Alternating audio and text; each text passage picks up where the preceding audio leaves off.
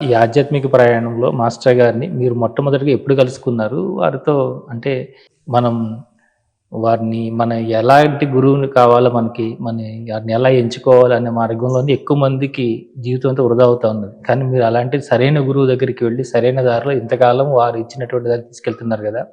ఆ అనుబంధం ఎలా మొదలైందండి? చాలా ఆనందం వేస్తోంది. హ్మ్. అది మళ్ళీ గుర్తు తెచ్చుకోవడం.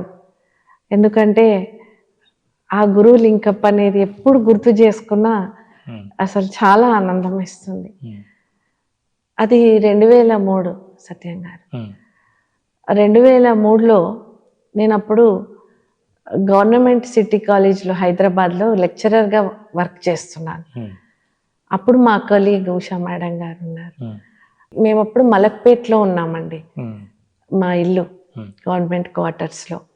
అయితే అక్కడ మలక్పేట్ దగ్గరే మాస్టర్ గారు కూడా ఉండేవారు. హ్మ్. అంటే గుంటూరు నుండి వారు వీఆర్ఎస్ తీసుకొని ఇక్కడ రావడం జరిగింది 2003. Almost end of the year అలా. అక్కడ మాస్టర్ గారు పతంజలి యోగ సూత్రాల మీద ప్రవచనాలు ఇస్తున్నారు సాయంత్రం 6 గంటల నుండి. హ్మ్. అయితే ఆవిడ కాలేజ్ నుండి వస్తూ ఇంటికెళ్ళి, ఆవిడ సికింద్రాబాద్ అటు ఉంటుంది, హ్మ్. మళ్ళీ ఇంటికెళ్ళి రావడం కష్టం కదా, మాకు ఇంటి దగ్గరే చాలా. హ్మ్. మీ ఇంటి దగ్గరే విజయశ్రీ, నేను అక్కడ మా గురువు గారు ఉన్నారు, వారి ప్రవచనానికి వెళ్తా అంటే రండి అని. మాకు 4 o'clockకి కాలేజ్ అయిపోయేది. అయితే రండి అంటే సరే అని వచ్చేది. కాస్త టీ కాఫీ అది తీసుకొని రిఫ్రెష్ అయ్యి మాస్టర్ గారి దగ్గరికి వెళ్ళేవారు. ఫస్ట్ డే వచ్చారు, తర్వాత మళ్ళీ సెకండ్ డే వచ్చారు. గురుగారు బాగా చెప్తారు రా అని అన్నారు. నాకు చాలా చిన్న పిల్లలు, నేను రాలేను అని. మా బాబు జస్ట్ 7 years 8 years అండి అంతే. పాప చాలా చిన్నది, 2-3 years ఉంది. చిన్న పిల్లలు, నేను కూడా వెరీ యంగ్, 32-33 years ఆ వయసులో. అయితే నేను రాలేనండి అన్నాను. అంటే మూడో రోజు కూడా అన్నది చాలా బాగా చెప్తారు సైంటిఫిక్ స్పిరిచువాలిటీ. ఇక అలా అంటుంది అనేసి చెప్పి ఏం చేశాను, పనమ్మాయిని అలా ఉంచి నేను అప్పుడు వెళ్ళాను. వెళ్తేనండి అప్పుడు అందరూ మాస్టర్ గారు ఎలా ఉంటారు, నేనేమో ఒక గురువు అంటే ఒక సాఫ్రాన్ క్లోత్స్, ఇలా కాషాయ వస్త్రాలు, విభూతి ధారణ ఇదంతా ఉంటుంది అని అనుకునేదాన్ని నేను. కానీ మాస్టర్ గారు చూసేసరికి చాలా సింపుల్గా ఒక వైట్ ఖాదీ షర్ట్, ఒక వైట్ పంచ, చాలా సింపుల్గా కూర్చొని ఉన్నారు. అందరూ వెళ్ళి పాద నమస్కారం చేసుకుంటున్నారు. నేను దూరం నుంచి చూసి ఈయననే గురువు ఇలా ఉన్నారు అనుకుంటున్నాను. అందరు మొక్కుతుంటే బాగుండదు, నేను అలా ఏదో గర్వం అనుకుంటారు, వెళ్ళాలి మొక్కాలని దగ్గరికి వెళ్ళాను. మాస్టర్ గారి దగ్గరికి వెళ్ళగానే మాస్టర్ గారు నన్ను చూసి వచ్చావా అన్నారు. ఇలాగే అన్నారండి, వచ్చావా అని నవ్వారు.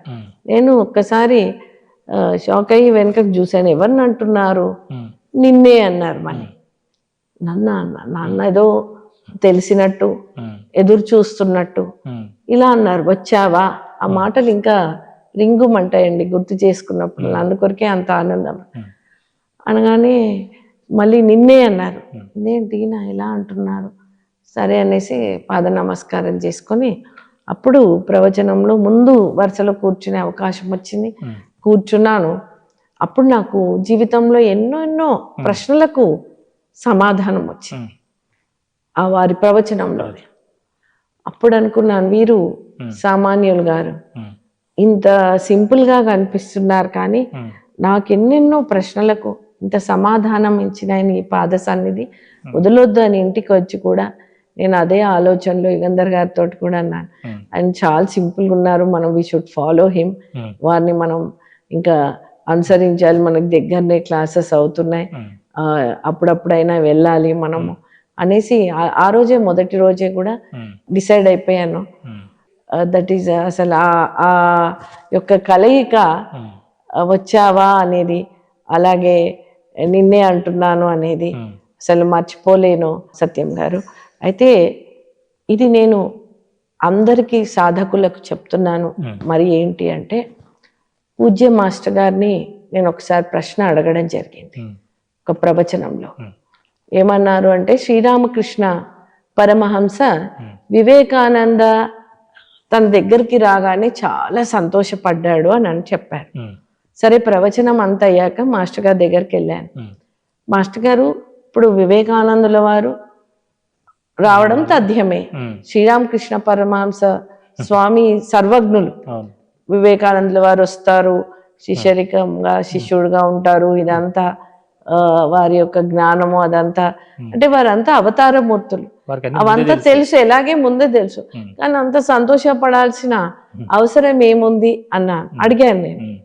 అయితే మాస్టర్ గారు అన్నారు, ఎంత అవతారమూర్తి అయినా, ఎంత జ్ఞానవంతులైనా మనసు ఎప్పుడు మారుస్తుందో, ఏ ఫోర్స్ ఏం చేస్తుందో తెలీదురా.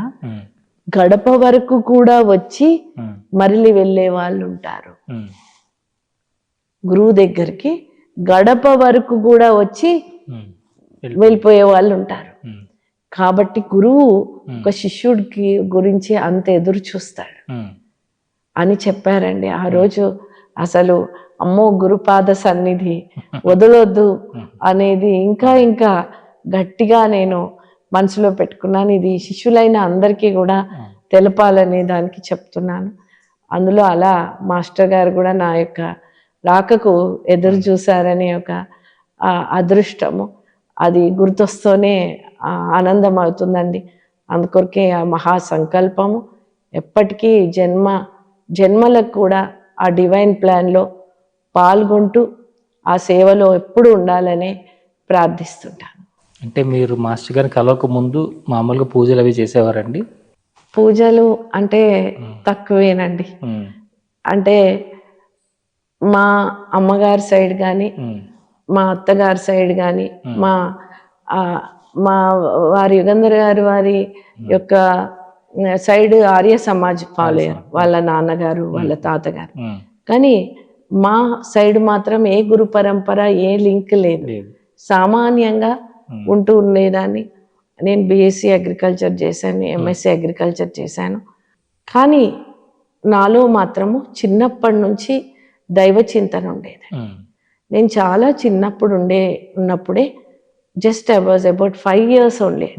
నేను బాల వికాస్ సత్యసాయి బాబా దగ్గర, మా ఇల్లు శివం దగ్గర ఉండేది.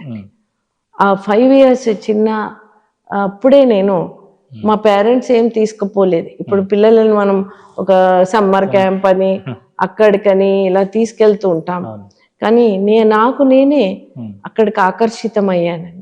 ఒక 5 years తర్వాత 6-7 years వరకు బాల వికాస్కి వెళ్ళేదాన్ని. అక్కడ ఎన్నెన్నో నేర్చుకున్నాను. అప్పుడే నాకు బీజం పడిందండి. కానీ చిన్నప్పటి నుండి నాకు దైవీ చింతన, ఇలా జీవించాలి అనేది లోపల నుండి ఉండే, చాలా చిన్న అమ్మాయి నుంచే. మా తాతయ్యను కూడా చాలా ప్రశ్నలు వేసేదాన్ని.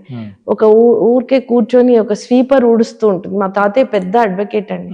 మా అమ్మగారు నాన్నగారు, నీకు ఎంత జీతం ఉంటుంది అని అడిగాను. ఇలా చెప్తారు. అప్పుడే చాలా వేలల్లో, ఆయన బీకామ్ LLB, చాలా హైలీ ఎడ్యుకేటెడ్. అయితే ఒక స్వీపర్ని చూస్తుంటే ఆమె అంత కష్టపడుతుంది, ఆమెకు అంత తక్కువ జీతము, నీకు ఇంత ఎక్కువ జీతం ఎందుకు అని అడిగేదాన్ని. అంటే ఒక సోషలిస్ట్ భావము.